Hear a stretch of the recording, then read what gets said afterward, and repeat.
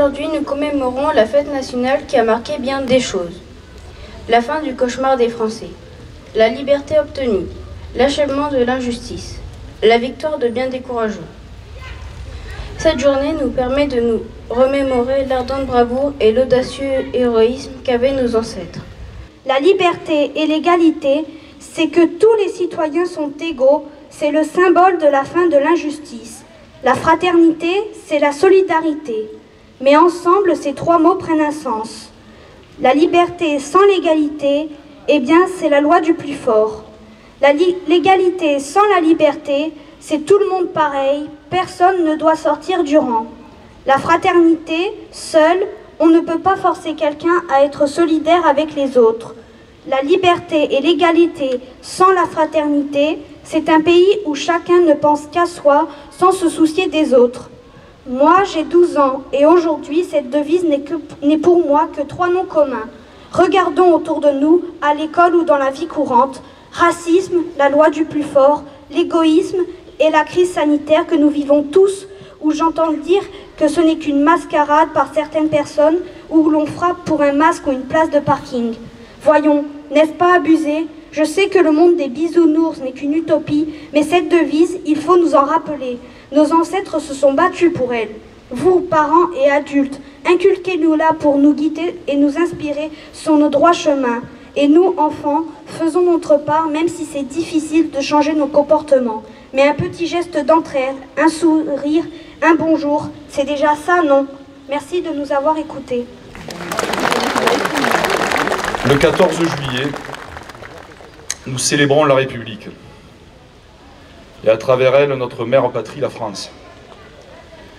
La République, ce n'est pas simplement un régime politique, un système institutionnel qui régit l'organisation de notre vie démocratique. La République, c'est le fruit de notre histoire, l'œuvre de celles et ceux qui nous ont précédés sur cette belle terre de France, qui a vu naître des principes et des valeurs constitutifs d'une civilisation exceptionnelle dont nous sommes les héritiers.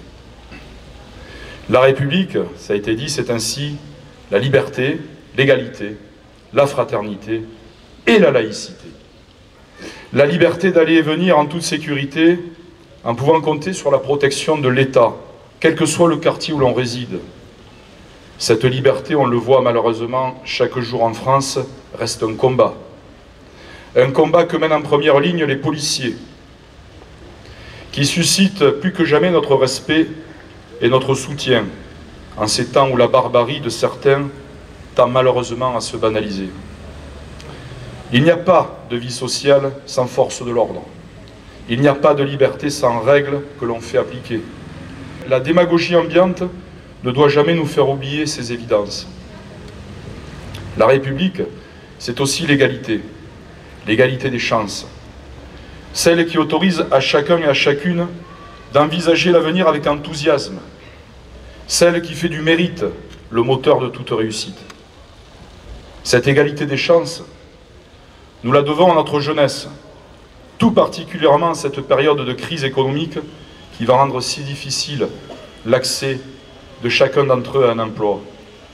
Toute notre énergie doit être mobilisée pour offrir aux enfants de France et d'Agde de réelles opportunités de réussite. Il n'y a pas de priorité plus importante pour l'avenir de notre pays. La crise sanitaire que nous venons de traverser a largement illustré la troisième composante de notre devise républicaine, la fraternité. Médecins, infirmiers, pompiers, commerçants, employés de grandes surfaces, fonctionnaires des collectivités, tous se sont mobilisés, souvent au risque de leur propre santé, pour servir l'intérêt général et venir en aide à leurs concitoyens. Certains y ont même sacrifié leur vie. C'est à eux que nous devons penser aujourd'hui. Ils sont les dépositaires d'une longue tradition humaniste, où le souci de l'autre est au cœur d'une civilisation dont nous devons rester fiers. Cette civilisation qui laisse à chacun la liberté de croire ou de ne pas croire. Cette civilisation qui prône l'égalité entre les hommes et les femmes. Cette civilisation qui distingue le spirituel du temporel et qui fait de la raison le fondement de tout débat démocratique. Cette civilisation est laïque. Elle rejette tout intégrisme religieux, toute forme de totalitarisme qui tend à s'insinuer dans la vie de chacun pour y imposer des préceptes de notre temps. Le refus de ce communautarisme, qui finit toujours par mener à l'intégrisme, doit désormais tolérer ni compromis, ni accommodement. Nous avons déjà trop cédé. Et c'est désormais de reconquête que l'on doit parler. Cette reconquête républicaine, c'est le défi des décennies à venir. C'est le plus beau des combats que nous avons à mener, celui dont la réussite fera que nos enfants pourront continuer à se tenir droit, sans crainte de l'autre et libres de leur choix. Ce combat, nous devons le gagner ensemble, fraternellement, avec courage, et la certitude de sa dimension universelle. Alors en ce 14 juillet, une année empreinte de gravité, où les événements ne nous portent pas naturellement vers un enthousiasme excessif, soyons plus que jamais attachés à nos valeurs, à notre identité et à cette République qui nous unit et nous montre la voie de l'espérance. Vive la République, vive la France.